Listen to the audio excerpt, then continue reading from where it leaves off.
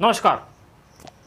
आज हमारा जो टॉपिक है ऊष्मा, इसके पूर्व में ये वीडियो बन चुका है। अगर आप चैनल पे नए हैं तो सब्सक्राइब कर दीजिए, क्योंकि यही चैनल भाग्य विधाता बनेगा। जितनी भी वैकेंसी आएंगी एक एथेंटिक नोट्स प्रोवाइड करेगा और आपका सिलेक्शन होके रहेगा। आज हम लोग ऊष्मा पार्ट 2 में पढ़ते हैं कि ऊष्मा और ताप में क्या संबंध है। अगर एग्जामिनेशन में आता है कभी कभार ये स्टेटमेंट में ऐसे क्वेश्चन आते हैं, तो आपको सिर्फ एक चीज याद रखना है, धनात्मक संबंध है। धनात्मक संबंध का मतलब होता है जब ऊष्मा बढ़ेगी तो ताप भी बढ़ेगा। जब ऊष्मा बढ़ेगी तो ताप भी बढ़ेगा, ठीक ना। ये ऊष्मा और ताप में संबंध होता है। दूसरा है कि हमारे पास कई प्रकार का थर्मामीटर होता है, जिसे हम लोग कहते हैं gas thermometer, liquid thermometer, doctor thermometer. तो उनके प्रयोग क्या होते हैं और कैसे वो एग्जामिनेशन में कैसे उनसे प्रश्न पूछा जाता है, ये ज़्यादा महत्वपूर्ण है। तो आइए हम लोग थर्मामीटर पे बात करते हैं। तो हमारे पास एक थर्मामीटर है जिसे हम लोग कहते हैं लिक्विड थर्मामीटर।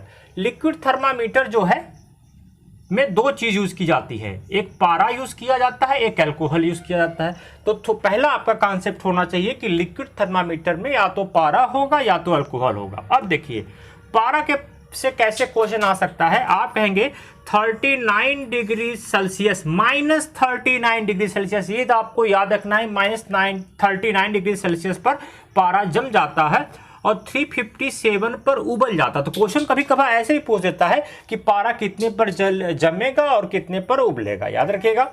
अब आते हैं अल्कोहल पर।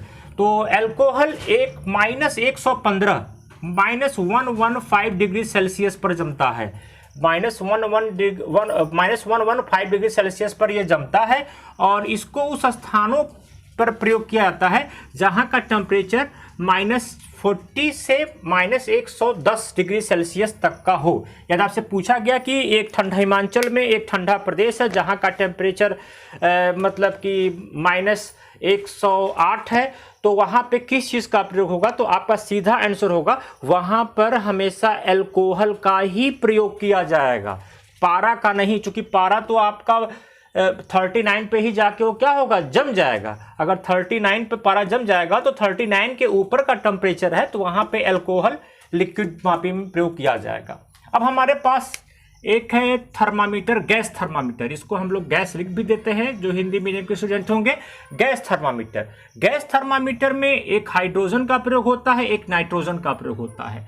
जो हाइड्रोजन का प्रयोग होता है वह जहां पर ताप, याद रखिएगा, जहां पर ताप 500 डिग्री सेल्सियस तक है, 500 डिग्री सेल्सियस तक है, वहां पर हाइड्रोजन का गैस का प्रयोग किया जाएगा। लेकिन जब टेम्परेचर इससे ऊपर चला जाएगा, यानी हाइड्रोजन की अंतिम सीमा कहां तक है, 500 डिग्री सेल्सियस तक है, जब इसके ऊपर टेम्परेचर यानी 1500 तक के टेम्परेचर को मापने के लिए हम लोग नाइट्रोजन का प्रयोग करते हैं, नाइट्रोजन गैस का प्रयोग करते हैं। अगर आपसे कहा जाए कि एक टेम्परेचर है जहां पर 1400 डिग्री सेल्सियस तापमान है, उसको कैसे मापा जाएगा, आप कहेंगे गैस थर्मामीटर से उसको हम लोग मापेंगे। ओके, आप लोग वीडियो तो थोड़ा भी मत छोड़िएगा, एकदम बने रहिएगा। ये वीडियो नहीं, भाग्य विधाता है। तो हम लोग बात कर रहे थे कि थर्मामीटर्स की। तो एक हमारे पास है थर्मोकपल थर्मामीटर। थर्मोकपल थर्मामीटर अगर ये आएगा तो आप कहेंगे कि यह सीबेक प्रभाव के नियम पर कार्य करता है। इस बहुत इंपॉर्टेंट है, कई बार तो ऐसे ही क्वेश्चन पूछे जाते हैं कि किस पर कार्य करता है, तो आप कहेंगे सीबेक प्रभाव पर, यानी कि थर्मोकपल थर्मामीटर सीबेक प्रभाव पर काम करता है। जहां का तापमान -200 डिग्री सेल्सियस होगा और अधिकतम 1600 डिग्री सेल्सियस होगा, ये वहां पर कार्य करेगा, राइट। यानी कि तापमान में -200 से 1600 डिग्री सेल्सियस तक पे ये काम करेगा। एक हमारे पास है डॉक्टर थर्मामीटर, जिसे हम लोग क्लिनिकल थर्मामीटर भी कहते हैं, जिसे हम लोग अपना बुखार वगैरह ना मापते हैं। इसे हम लोग कहते हैं ना कि फीवर, मतलब कि फीवर को वो काउंट मापता है। तो अगर डॉक्टर थर्मामीटर को हम लोग सेल्सियस में देखें तो वो 35 डिग्री सेल्सियस से 43 डिग्री सेल्सियस, इसका अधिकतम, न्यूनतम कितना होगा 35 डिग्री सेल्सियस, अधिकतम कितना होगा 43 डिग्री सेल्सियस।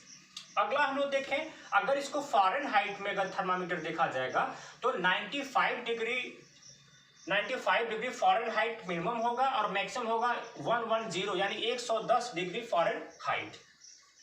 यानी कि टेम्परेचर फ़ारेनहाइट में मापा जाएगा तो 95 से 110 फ़ारेनहाइट के बीच का होगा। सेल्सियस में मापा जाएगा तो 35 से 43 डिग्री सेल्सियस होगा। ये क्लिनिकल थर्मामीटर है। एक हमारे पास है टोटल रेडिएशन पायरोमीटर। याद रखिएगा ये जो पायरोमीटर शब्द है इसी पे आपको फोकस करना है। यह पायरोमीटर यानी कि सबसे अधिक टेम्परेचर को पायरोमीटर ही मापता है। यानी कि अगर टेम्परेचर 1600 क्रॉस करने लगे, 1600 क्रॉस कर जाए और अधिकतम कितने भी सीमा पर चला जाए उसको पायरोमीटर ही मापेगा। तो जो ये पायरोमीटर है ये स्टीफन के नियम पर कार्य करता है। पायरोमीटर से पूछा गया कि ठीक है कि किस नियम पर कार्य करेगा, आपका आंसर होगा स्टीफन के नियम पर। और पायरोमीटर की क्वालिटी एक चीज ये होती है कि पायरोमीटर से नापने के लिए 800 डिग्री से अधिक सेल्सियस का तापमान होना चाहिए। याद रखिएगा 800 डिग्री से अधिक सेल्सियस का तापमान पायरोमीटर के लिए होना चाहिए, क्योंकि कहा जाता है कि 800 डिग्री से अगर कम तापमान है तो वो विकिरण का उत्सर्जन नहीं कर, रेडिएशन नहीं हो सकता है, ऊष्मा का विसर्जन नहीं हो सकता है। इसलिए यहाँ पे मैंने लिख भी दिया है 800 डिग्री सेल्सियस से कम तापमान उसमें विकिरण नहीं हो सकता है। इसलिए हमेशा 800 डिग्री सेल्सियस से अधिक ही होना चाहिए पायरोमीटर। ओके, मुझे उम्मीद है कि आप लोगों को ये समझ में आया होगा और आप लोग चैनल को लाइक करेंगे, सब्सक्राइब करेंगे। धन्यवाद।